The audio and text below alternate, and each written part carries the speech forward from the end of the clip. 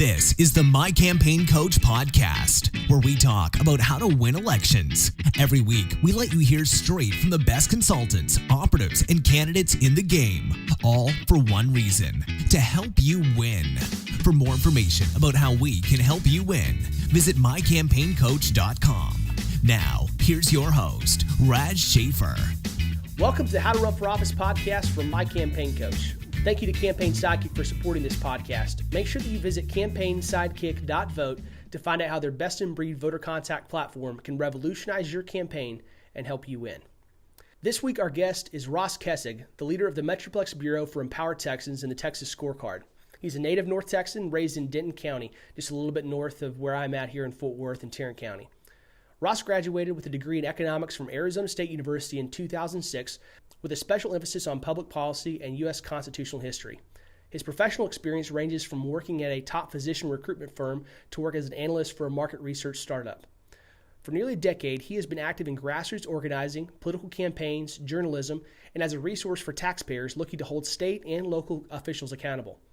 Ross regularly speaks at freedom-loving Texans events regarding the need for tax and spending reform, government transparency, and ethics, as well as crucial importance of civic engagement.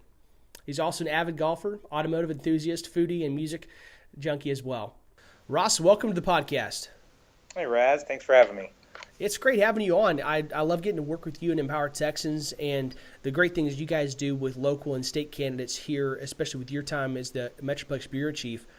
As we're kind of getting started, let's do the same thing we do every week and have you give us some feedback as far as how you got started in politics, where you come from, and what brought you to work with Empower Texans here in North Texas.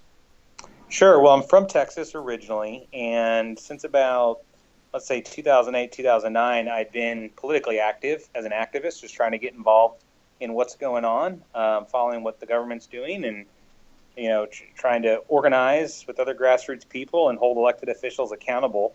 And that mainly started with, me following national politics. I mean, watching the news, kind of reading the headlines, and trying to engage in some of these national debates, issues with congressmen and things like that. And I very quickly realized that one of the reasons why federal policy doesn't change the way a lot of people would like it to change is because the people we send there don't change. Right. It's very often that the people in each respective party, whether it's a Democrat or Republican, it's very rare that they'll lose a general election unless they're in a district that's roughly kind of 50-50 Democrat-Republican. Mm-hmm. Most of the legislative seats, the incumbents have been there 20, 30 years. And when you talk about senators, which are statewide elected office holders, they're senators that have been in Washington for 50 years. I think Senator John Kerry actually won his Senate election when he was technically 29 and then turned 30 before he assumed office because the minimum age is 30. And he's been in Washington, D.C. ever since. So, I very quickly realized that if it's hard to change policy unless you change who's representing you in government. And I found that was much easier to do in the state legislature, and it's primarily at the local level where so few people vote and the districts are so small, you can actually affect change as an individual and as a small organized group much more easily. And so how that led me to Empower Texans was our mission, our focus is to help get citizens actively involved in government, not just voting, but actually engaged in the governing process at the state and local level. And so it was a natural fit. At the time, they were looking to open a regional office in the North Texas area because it's one of the largest metropolitan areas in the state and in the country. And so I took the opportunity to help open an office here and start helping to educate people about what's going on in the legislature and also what's going on in kind of the local community. Well, as you mentioned, the turnover when it comes to especially federal office holders. I mean, I can't remember what it was last cycle, but in most election cycles, it's about 98% of incumbents win their seat back, at least as far as the ones that run again. And so, like you said, it's really hard to imagine that there's going to be drastic policy shift in D.C. or in any kind of locus of government power when you're not changing the people going in there. Yeah, I'll give you a specific example. So Ralph Hall, 2 cycles ago, Texas congressman, lost his own primary to John Ratcliffe, who's a former U.S. attorney. Right. That congressional seat, although congressional elections are every 2 years, that congressional seat with elections supposedly, technically every 2 years, that seat had only been held by 4 individuals in over 100 years. Right. Ralph Hall is the only Republican congressman from Texas to ever lose his Republican primary in state history, as far as I could research. Wow. And so if you're in a Republican congressional district, because of the way the district lines are drawn, they're gerrymandered to have mostly Republicans in the district for the most part. Same thing with the Democrat districts. To kick out the congressman, you got to beat him in the primary. So right. A Republican has to run against Ralph Hall in the primary. That's what happened. John Ratcliffe won, but it hardly ever happens. Mm-hmm. So whereas if you look at the state level, for example, in Texas, the districts, the Texas House districts are about 1/5 the size of U.S. congressional districts, and every cycle people lose primaries. Yep. Like every 2 years, you'll have state House members in the Texas legislature lose a Republican primary. Oftentimes, you'll see some members, even committee chairmen, people mm-hmm. who are powerful people in Austin, they will actually just not run for re-election because either isn't worth their time to run a competitive primary. They just don't want to deal with it, and they'll actually retire. Now, you tell me, when's the last time a congressman just retired? At Doesn't happen very often. Years old? Doesn't happen very often. So that is a big difference between federal elections and state and local elections. Well, it's such a great opportunity for especially first-time candidates or for folks who have limited experience as a candidate but have a lot to offer in public service, for them to make entree into the world of running for office. And that's a lot of what our mission focuses on here at My Campaign Coach, is helping people that want to run for office, specifically looking at the state and local level, the same areas that you guys focus, saying how do we help those people prepare themselves ahead of time and run the best campaign possible. And a lot of times, what wins is not come down to some grand strategy. It's a lot about logistics, about doing simple things right over and over again. It's part of that. It's simple, but it's not easy. It takes a lot of work, a lot of shoe leather, and meeting a lot of people and earning a lot of votes one by one. But we've seen time and time again, especially through the term that you and I have had here in Texas, since 2010, there's been such huge turnover because of the focused attention that the grassroots voters have paid to the state house and state senate, and to more and more down to the local level and municipals. When we've seen hundreds of $1 million in bond packages that were proposed, they got beat by conservatives that wanted to have tighter fiscal control over the local government. We've seen lots and lots of mayors and city councilmen and state reps and state senators elected on that same message, because we saw grassroots voters getting involved, and we saw candidates getting smarter about the races they run and how they deploy their strengths in those races.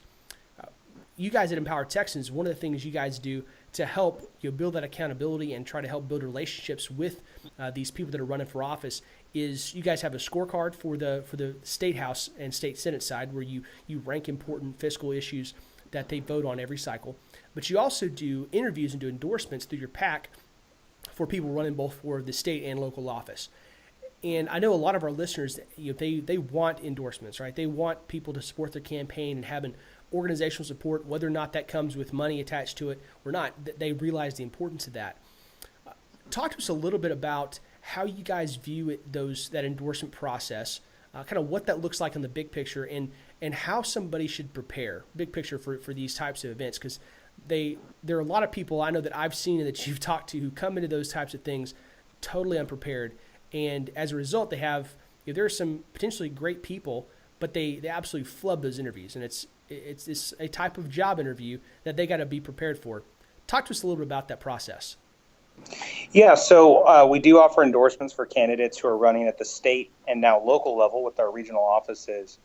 We actually issue our endorsements through our nonprofit C4.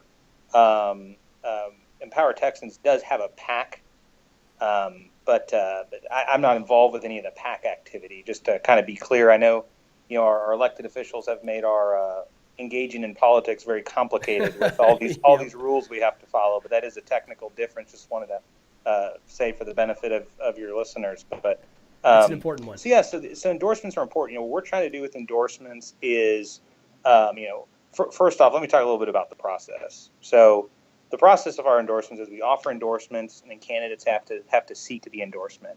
So what we do is when people are running for office, there's a cycle. We send out a candidate questionnaire. And candidate questionnaire is really just a starting point.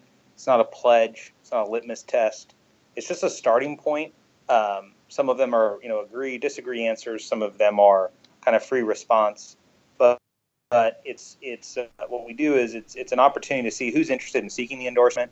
We're able to review that, and then from there, we consider doing a personal interview of the candidate. And it's really the personal interview of the candidate where you get an opportunity to delve in some of these issues. Yeah. And what we're looking for is we're trying to get an understanding from candidates about how they approach governance. There's a lot of buzzwords in politics. People will say, well, I'm a Republican, I'm a conservative, I'm a fiscal, I'm this, I'm that. They try to describe their kind of approach to governance, with some adjective.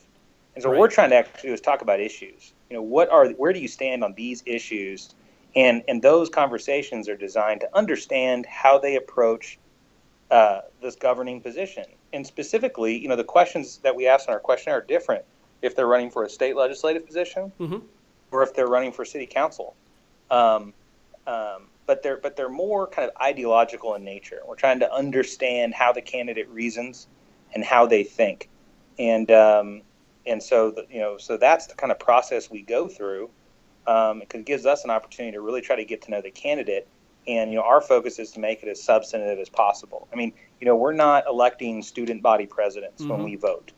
We're electing people to oversee, whether it's a city council, for example, some of our city councils, even in small communities, 20, 30,000 people. This is $50, $80 million budget. Yeah, it's big time numbers.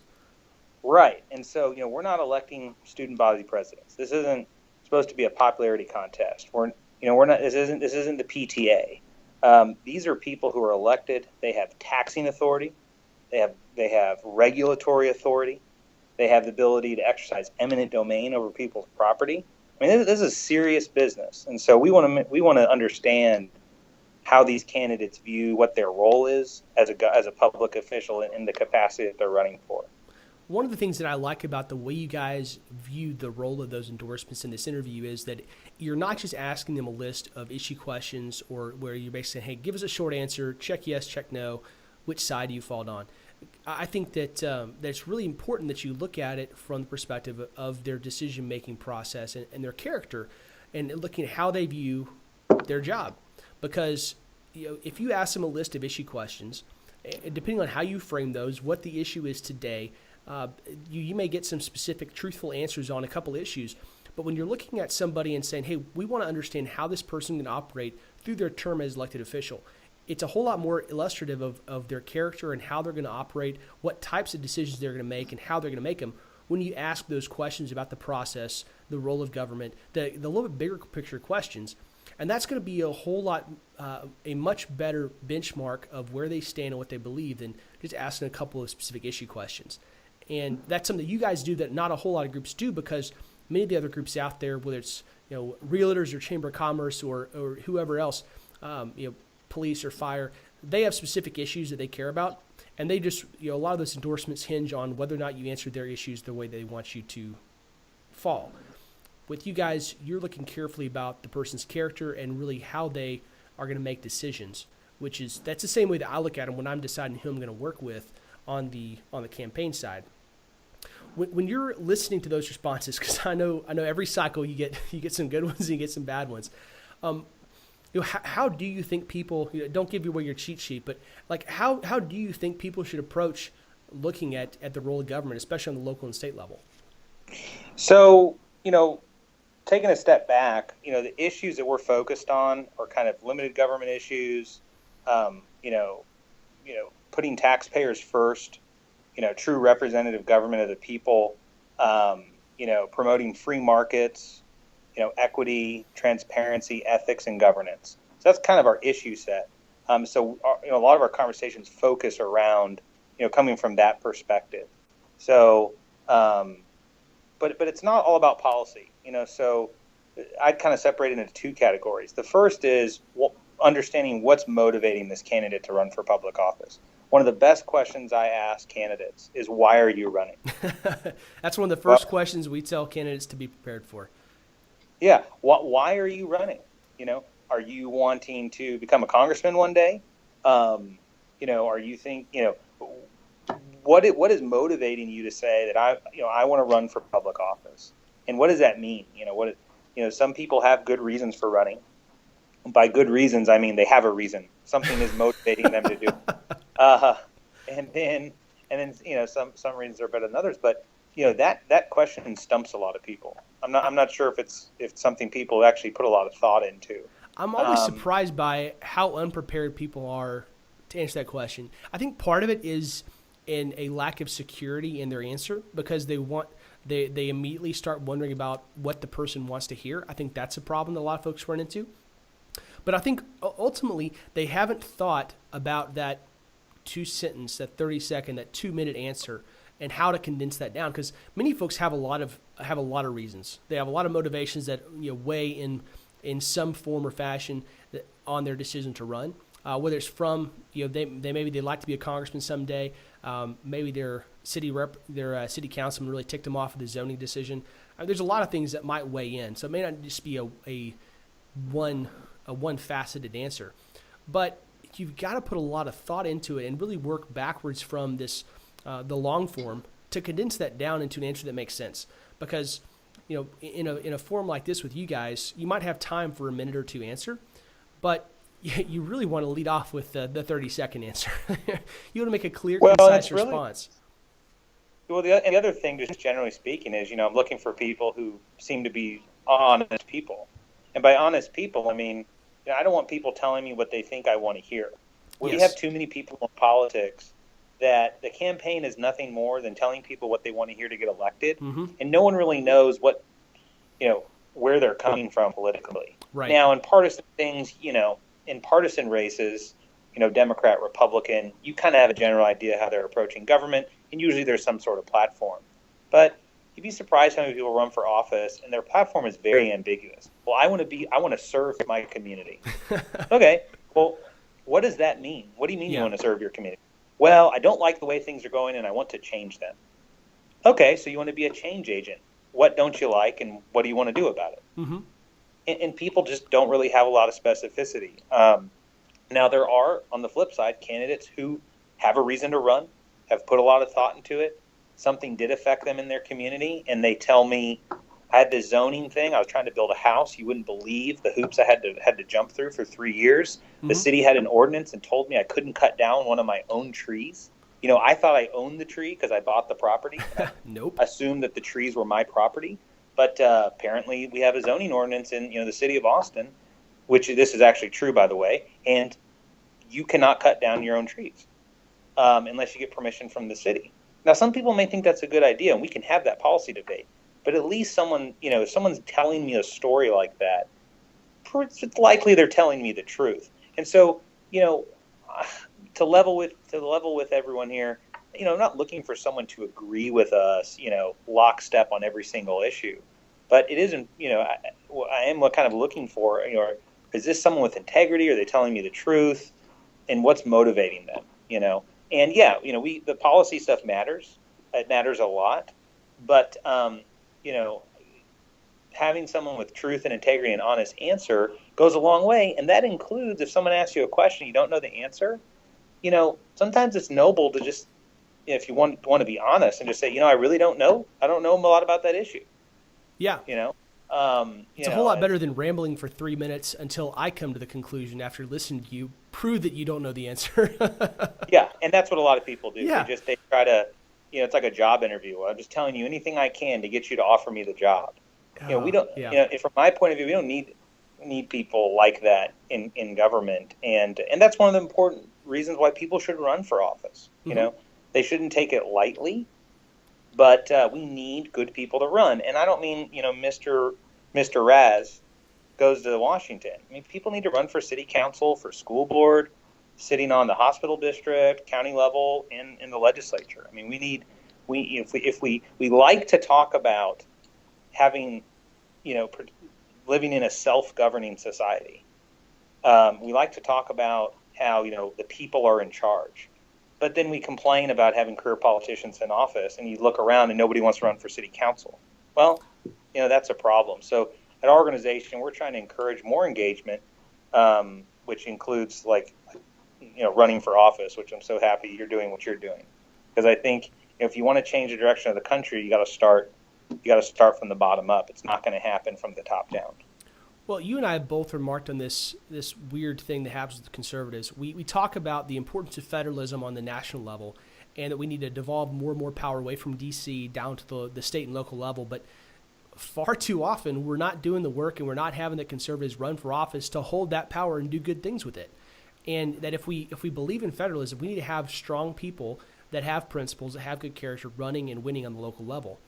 And not only are we not doing enough of that, not seeing enough conservatives step up to run and win, but we see the Democrats and see the liberals on the other side, where, especially here in Texas, a red state where their prospects of winning statewide are not very great right now. They're going lock, stock, and barrel all the way, just going all in to win city council races. We saw the state Democrat Party here in Texas endorsed a whole lot of very liberal progressives in city council elections this cycle, and put effort, put money, put resources behind these folks, and ran them hard, and they won in a lot of cases. And Republicans and conservatives are not doing enough on that side. And from our side, as I'm helping train candidates and working with folks, many of these are not high budget races. Many of these are not even large races. We're talking about 500 or a couple thousand votes necessary to win one of these seats.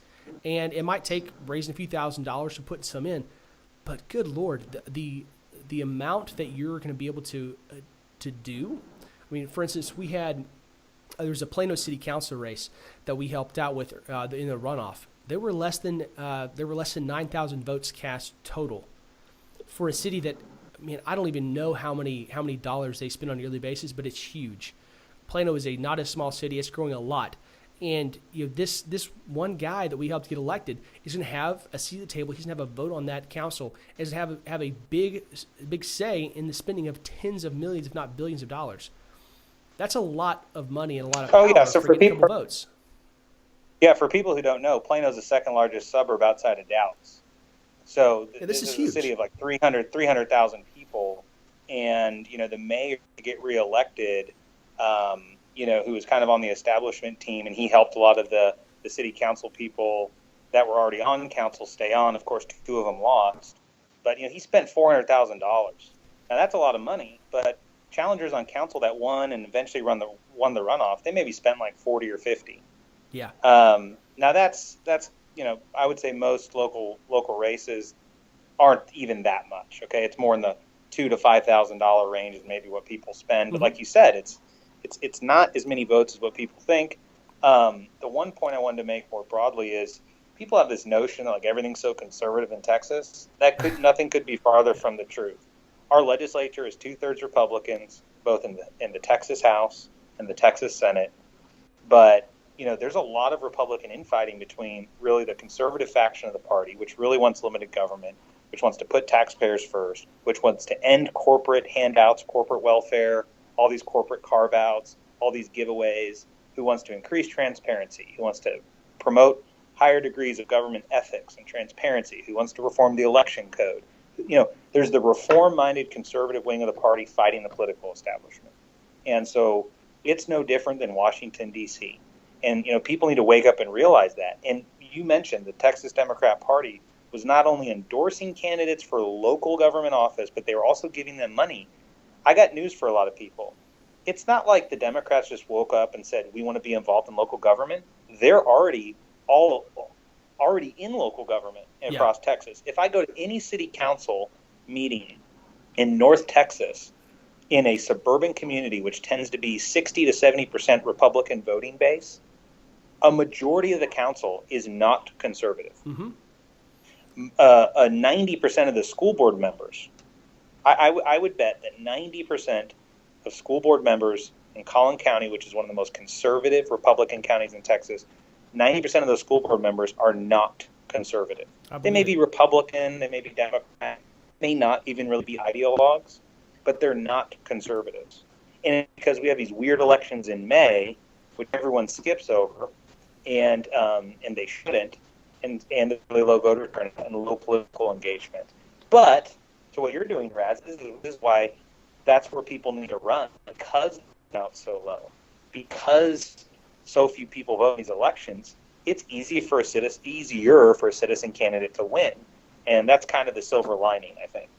Well, we had a mutual friend of ours, Laura Fio, on the podcast a couple months ago, and we're talking about her opportunity to run for one of the township positions there in the Woodlands.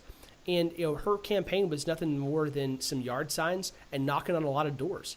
She got some yard signs, got some palm cards, and knocked doors and got friends and family to do likewise. And she was able to go out there and beat an entrenched incumbent, go pick up a seat there, and be able to have a huge impact over that city in their direction. She had a good story as far as why she wanted to be involved. She had clear values that she wanted to express. And she was able to go out there, convince a lot of people on a very, very low budget in a pretty sizable suburb. Yeah, and the Woodlands is, I think, technically an HOA, but it's over 150,000 or over 100,000 people. Yeah, it's this weird type of deal where it's not quite a city, not quite a little more than a HOA, a little bit less than a city, but it runs on a township board of directors. Yeah. Yeah, exactly. And it's just outside of. It's a very nice, kind of fairly affluent, kind of suburb per se of Houston, and honestly, most campaigns that aren't federal are mainly yard sign and block walking. I mean, that's what candidates do. Some of these conservative candidates that we've endorsed that have successfully beat incumbents, in like a state house race for the Texas legislature, they're putting out yard signs and knocking on doors. They're not, they're spending less than $100,000 on a campaign in some cases. They don't have money for radio ads. They don't have money for a big air campaign. Like the incumbents do that have $1 million from the lobby, and so there's nothing glamorous about it. They're putting out yard signs, they're doing coffee meet and greets, and they're knocking on doors. Well, and I want to give a side note to some of the folks who are listening, because I think when you and I talk about low budget races and we're talking about $40,000 to $100,000, I think some of our listeners are probably having little heart attacks and aneurysms thinking about, that's a low budget. Are you kidding me? But, I meant for a state level race, right? Like a state house seat, not a city council race. But one of the first things that I tell candidates to do is to build out their Christmas card list, because as you're looking at it running for office and you're looking at what the budget should be for your race and how much money you can raise, the first step to that is to go through your Facebook friends, go through your phone contacts, and start building a list of the people that you know. Like, who do you know, and start figuring out how much they might be able to give, and whether it's $5 to $25 or $2,500, whatever you think they might be able to give, and start thinking about those numbers. And I'll tell you, they're going to add up quick, especially if you're somebody that has some experience and some community exposure, has been active in your community, and has a name that folks are going to be like, oh yeah, about time he ran for office. If you're that kind of person, then when you start building that list of people and start putting some even small numbers down next to those names, you're going to see some pretty healthy numbers once you add up that column. And that's really going to be a great place for you to start that fundraising effort, because the people closest to you, friends, family, close associates, they're going to be the ones that, honestly, if they won't give to you, then you're going to have a lot harder time convincing some other donor to. But you can build a great donor base off of your Christmas card list. Yeah, let me take it one step further, Raz. You asked earlier about our endorsement interviews. One of the other first questions that we ask candidates is, how many doors do you plan on knocking? How many dollars have you raised or do you plan on raising? And from how many donors, how many donors have contributed to your campaign? We're talking about $50 donations here. We're not talking about, when we say donors, we just mean how many people have given to your campaign. A lot of candidates make the mistake of thinking that telling you that they're not going to ask anyone for money, they're running for public office, they're not going to take money from anyone, they're going to self-finance. They think that's a noble answer. That is the wrong answer. The answer, if you believe in your cause, if you really are running to help reform government, if you're really going to represent taxpayers as a fiduciary, if you're really motivated to run, then you should have no shame. There should be no shame or timidity in you asking people to help support your cause. Absolutely. If you believe in your cause, people should donate to your cause. But aside from that, donors are supporters. If you can't call up, like you said, go through your personal contacts. If you can't raise $1,000 from your friends and family to run for city council, you probably shouldn't run. Yeah. And if you can't get $50, $100 donations from your closest friends and family to help get you started, and then get $25 and $50 donations from people in your community, let's just say 20 or 30 people, you probably shouldn't run. And it's hard work. It's not easy to ask people for $50. But like I said, if you're not willing to make the phone call and say, it's really important, here's why I want to run, I'm highly motivated, I'm going to be knocking doors in the community, I need a little bit of support to help get my name out, can you donate $50 or $100 to my campaign? If you can't do that to the people you know, you should rethink. You should rethink whether or not you're serious to run. And I would say that that's the biggest mistake most candidates make. Well, and I'll give you a specific example. There was a good friend of mine and a guy that ran for Congress this last cycle, and he, I'm not sure how much money he invested personally, but it was around $100,000, I believe. Cashed out a couple IRAs, and he's decently well set financially. But cutting $100,000 to a campaign is a big thing for anybody. And he was huge on not really wanting to fundraise. And as I was coaching him, I beat him up daily about his need to actually go and solicit dollars and asking everybody he talked to, asking for money. If they believe in the vision you have, if they're buying into that, ask them for $3, for $300, whatever it takes. And he did pretty well in the election. He lost, but he made a very respectable showing for that race and a first-time candidate. But I was talking to him because he's going to be running again this cycle. And I was talking to him and said, hey, what do you think? What are some of the biggest lessons you learned last time? And he said, I don't even have to think about that. Number one is I'm asking everybody, if they got a pulse, I'm asking for money. He was like, that was the biggest mistake, bar none, that I made last time. And he's like, and I'm not going to do it again. And he said exactly what you did. If I actually believe in this mission, if I believe in the message I'm carrying, then I know that I got to have support from a lot of people. And that's monetary and non-monetary support. But I know that I can't win without money, and I got to get it in there. And if they believe in it, I need to ask them for a little bit. Yeah, and look, the funny thing is we'd actually reported on some incumbents, and powerful incumbents in the Texas House who are close with leadership. And one of them, 2 cycles ago, didn't raise a single dollar from his district. Not a single dollar. Now, he may have raised $500,000 or something like that, but none of it was from his district. Why? Well, because he never really had to campaign before. He really didn't actually know that many people in his district. His people knew his name. It was a family name. No one really knew him that well, not that many voters per se. And he was getting most of his money from the lobby. So if you're a candidate running for city council, okay, and you're running for city council in some suburb that's 100,000 people, and you got 1,000 people who are going to vote in the election, getting a $50, $20, or $50 donation from as many people as possible is a signal of people supporting you. Look, if someone's going to give you $50, they're invested in your campaign. They want to see you win. And if someone can't donate, maybe they can volunteer. Can they make phone calls? Can they help drive you around while you block walk? There's a lot of things people can do to support you. And so, again, from a campaign perspective, your ability to raise money is a signal of how much support you actually have. Well, and I think it's really important. Candidates who think they're running a campaign, election day comes around and they get 20% of the vote, and they're surprised. And it's like, well, they raised $100 from their uncle. Well, I think one of the reasons, even if you're somebody that you're like, you know what, I can cover my entire budget, do all the spending that I need to out of my own back pocket. Even if you're somebody like that and you believe you can communicate and you can have a message that resonates with the voters and you can get through election day and come out on top without having to ask for a single penny. One of the reasons I still encourage that is because your need for these supporters doesn't just stop when the votes are tallied on election day, especially when you're talking about local level stuff, when you need people to show up at city council meetings and ask questions or make statements. You need people to come to school board meetings and talk about the issues that are facing them. You need these supporters, and you need to know who your best supporters are so you can build relationships that go further with them, and they can help you as you're trying to implement that agenda on that level wherever you get elected. And then further from that, you need them next election cycle, because if you're the type candidate that Ross and I are always excited to support, somebody that's going to actually do things when they're in office, then you're going to tick people off. And they're going to be people that want your head on a pike when it comes around to the next election cycle. And so you need to be preparing from your current race for you running again to be able to protect that seat when people that don't like what you've done come for you. And we've seen it time and time again. And those donor lists and those volunteer lists are your top people the people who you know have invested the most in your campaign and that are going to be the people that show up next time to help get you back in office and help support you in the interim? Yeah, I would say, generally speaking, if you're running for like a city council race or a school board race, if you can raise a couple $1,000s, let's just say, and get 5 really dedicated volunteers to help your campaign, and you're willing to, ask some people for donations and really run a campaign and knock doors, you should run, and you have a reason to run, you should run for office. If you don't have any single one of those ingredients, you probably should rethink it. I mean, it's not easy to do. It's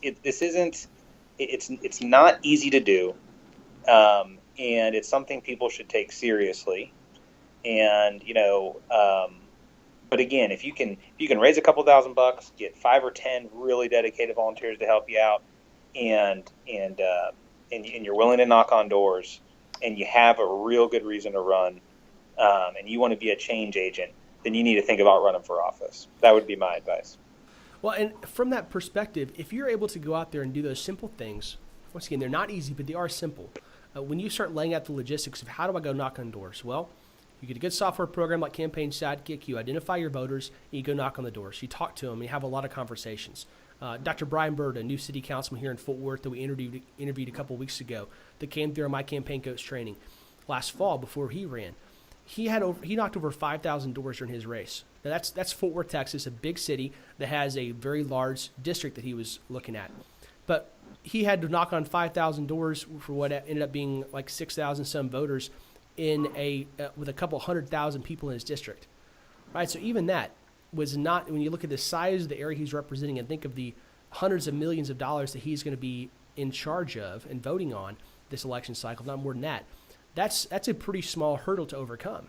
And he had a handful of volunteers. He worked really hard himself, and he put in some money himself, and he raised some. And he was able to put that together using some simple logistical tools and just planning it out ahead of time. He was planning last September, after he made the decision to run, he was planning then for a race that he knew would kick off in November, December, January for a May election. So by starting to plan early, you can take a lot of the headaches and stress out of your April and March timeframes when your election's getting hot, and make some of these simple yet not easy tasks a lot more manageable for you. Yeah, I hope what's come across during our conversation is that when we talk with candidates or you and me are politicos, so we live and breathe this stuff, and we've been involved as activists for a long time, and it's taken us many years to learn a lot of this stuff. But what I hope comes across is it's not really about having all the right answers. It's not really about, having a smart answer for everything or knowing everything. It's your attitude, your commitment level, your ability to put together a plan and execute a plan. So like you said, go out there and get the resources. Go to Campaign Sidekick. Get some advice from someone who's serving in office. Get involved in a local political organization that, is politically active, so you can learn the issues and you can be educated. It's not about the candidate having all the answers. It's about their attitude, their dedication, their commitment level, how serious they're taking it. And, are they going to take the time to go out and reach out to people who are offering resources that can help them?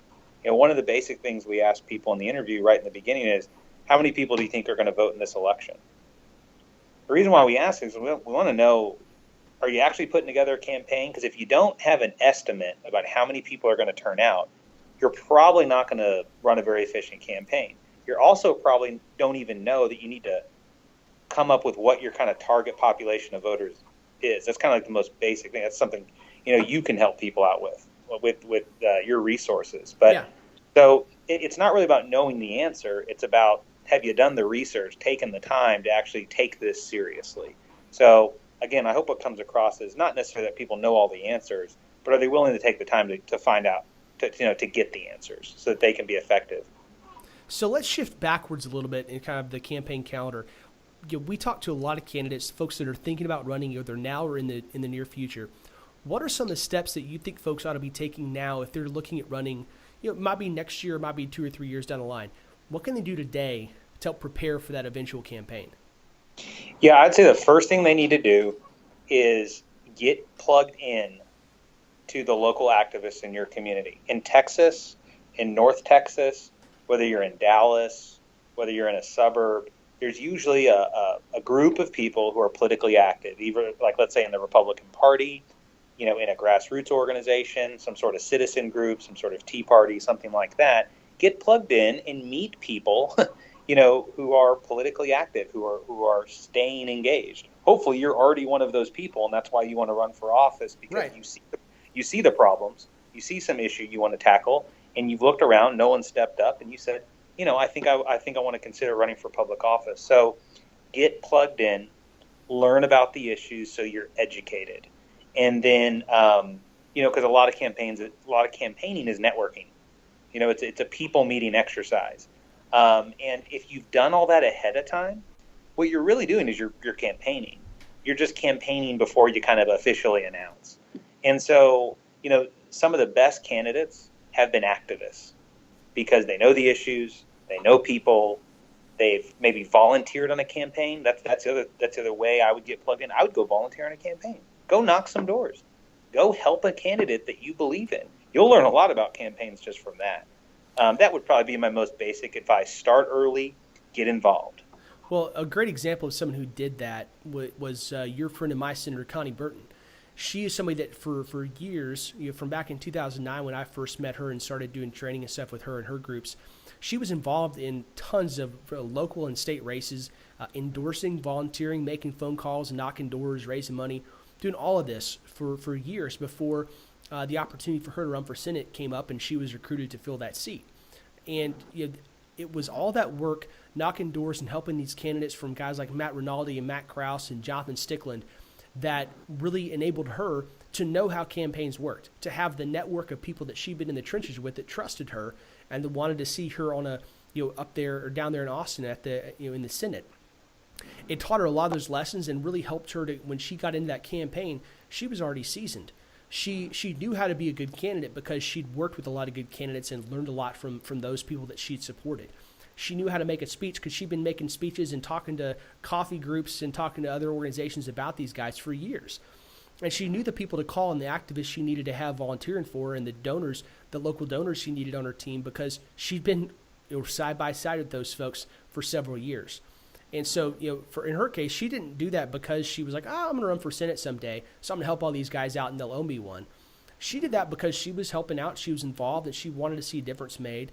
And the door opened, God opened the opportunity for her to run down the line, and she took it. But the reason she was able to capitalize on that and win that race in a very, very tough primary was that she had those assets she'd been working to build for years and years. Yeah, basically already been involved. She got to learn the issues. She got to know a lot of people. And that definitely benefited her when she decided that she was going to run. I mean, some of the best candidates are people who don't originally have the ambition or the desire to want to run for public office.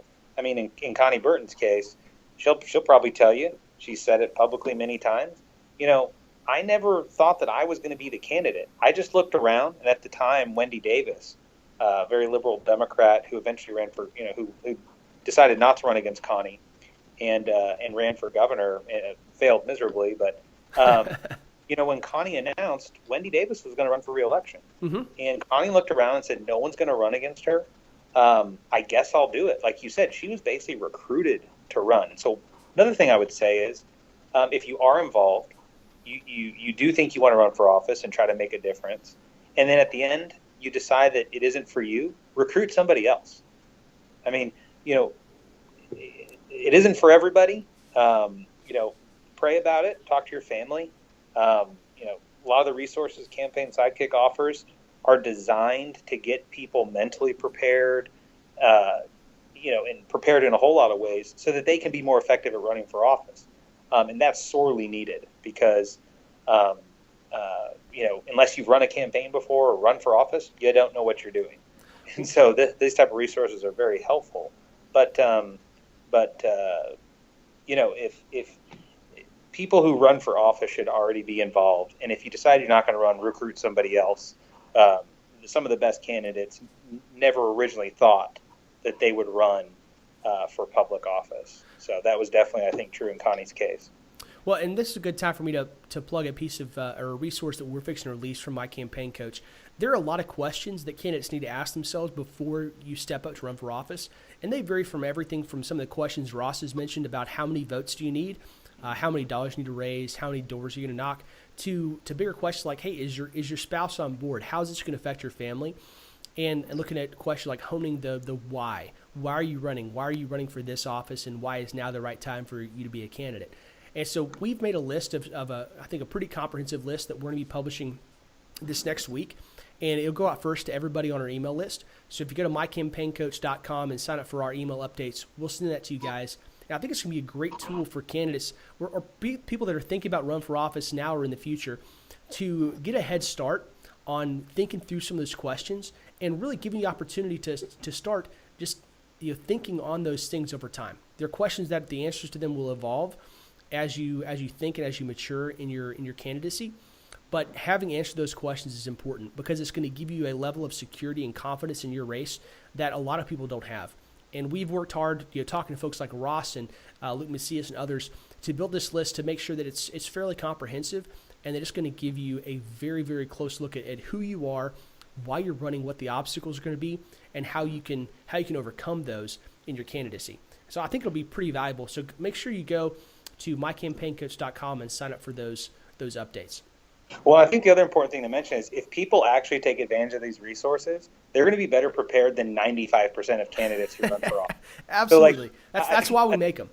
Yeah, I think people just need to understand that if you take advantage of half of the resources that you provide, just throwing a number out there, you're going to be better prepared than 90+% of candidates who run for office, especially local office. Mm-hmm. I mean, if you're running for, this is the thing I like to remind people when I go and talk to citizens about what's going on in government. People have this notion that these people in government are smarter, better educated, more knowledgeable about the issues. A lot of these people in elected office have no clue what they're doing. And by no clue what they're doing, I mean, they may know the nomenclature. They may know some terms. They may know, Robert's Rules of Order because they've sat through 100 city council meetings during their tenure. But that doesn't mean they necessarily know more about issues, know more about budgets, know more about, regulatory issues or, development or, just name an issue. It doesn't necessarily mean they know more about any of these issues. So, again, if people take advantage of these resources from a campaign perspective, they're going to be more prepared. And if they just get politically active and get educated on the issues, they're going to be very well informed relative to a lot of the people that they're running against. A lot of people are in public office because no one ever run against them before. Yeah. And so these resources you are offering are. I think a lot of our very successful candidates who run in Texas at the state and local level, I bet a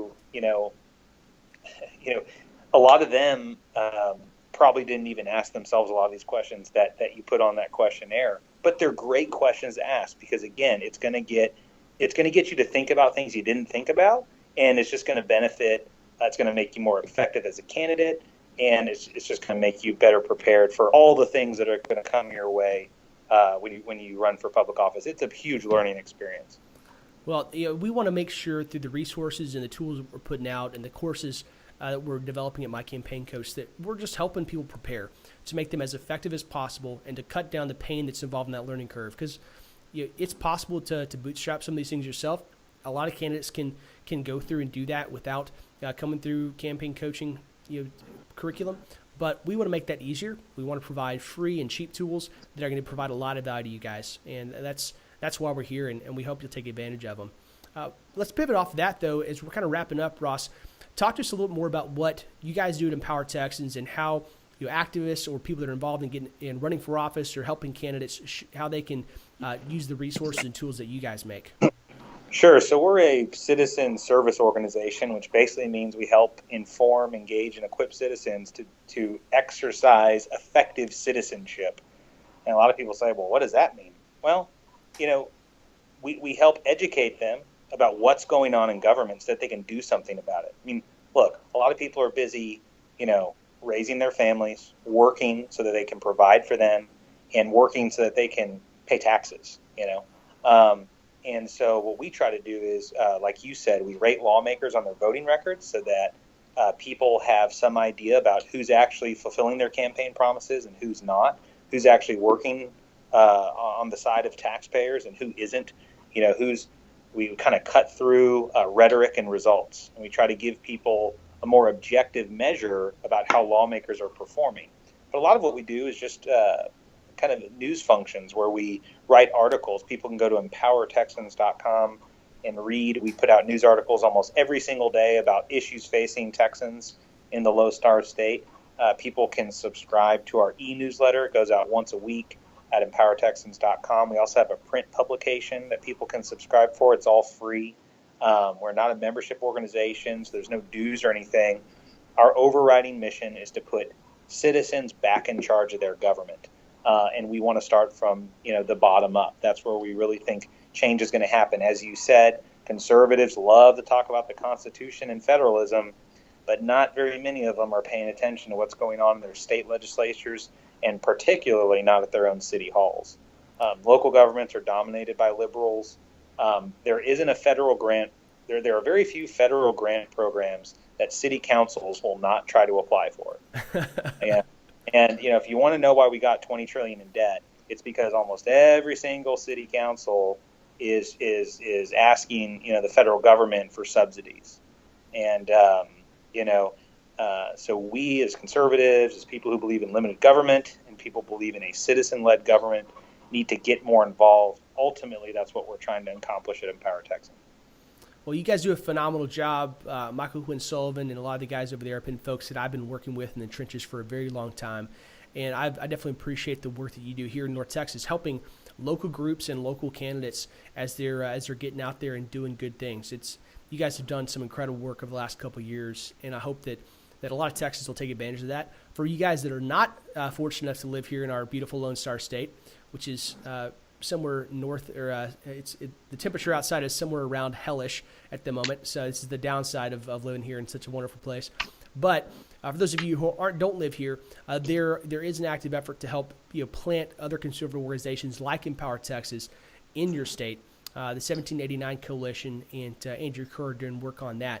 So if you're interested in helping on those efforts, we'll have a link to the 1789 group there in the show notes, and we hope that you guys will check that out because there's a lot of need on the local and state level for transparency and government accountability, as well as just letting folks know and helping get them active in their government, because voting is not enough. There's a whole lot more to be an active citizen, and I appreciate the fact that Empower Texans does a lot of work to help educate and inform and activate those folks.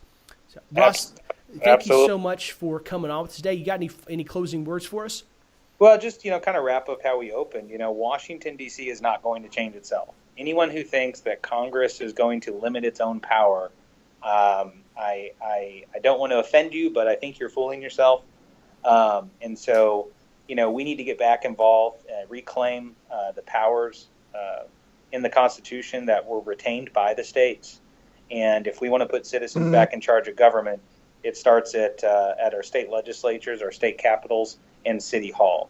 And I think if we all do that, it may take 50 years, but it's well worth the effort and the fight. And at least in Texas, we think we've begun to move things in the right direction, and we hope other states will follow. Well, I'm slightly more optimistic. I'm hoping for less than 50 years, somewhere inside of that. But you're right. It's going to take a while. The progressive liberals have been working on this for 150 years. So if we do it in a third of the time, I'd say that's quite an accomplishment. It'd be a pretty big win. But we've seen some pretty big gains here in Texas just in the last really 8 years that we've seen some big changes coming in through the 2010 race and on into now in 2017 with a lot of the state house, the state senate. Some big changes have happened there. We're not all the way there yet, but we've seen some great first fruits from those labors of the last couple cycles, and we just need more and more men and women who are willing to step up and run and do the right thing over and over again.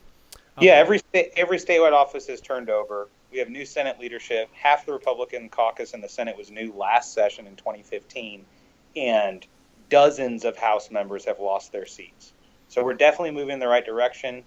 We have 2 out of 3 kind of pieces of the state government that are moving in a much more conservative direction. So, yeah, in the last 8 years, we made a lot of progress, but we have a long way to go. Where can folks find you online and ping you on social media? So if they email me, they can email me at Ross, R-O-S-S, at empowertexans.com. They can visit us online at www.empowertexans.com. And I'm on Facebook under my own name, Ross Kecseg with the K. And we have a Facebook page where we post a lot of our information. It's Empower Texans. So people can find us on Facebook and also Twitter. So welcome anyone to reach out to me as a resource. Happy to do it. And thanks for having me on to talk about the importance of people getting more politically active in the campaign sphere. I love it. By the way, Kecseg is Kecseg. That's how you spell it to find him on Facebook. And Ross, thank you so much for joining us today, and to Campaign Sidekick for helping sponsor the podcast and making this happen. Y'all check out the show notes for Ross's contact information, all the links that he referenced. I'll make sure to include that all there, and we'll talk to y'all again next week. Please subscribe and rate us on iTunes to help spread the word. We'll be back with you next week with more campaign insights from My Campaign Coach.